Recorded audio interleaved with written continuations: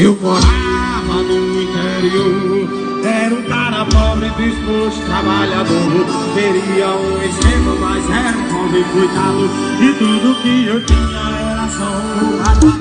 Cansado de sofrer e de ser humilhado, botei um paredão pra botar no meu pecado. E o pobre coitado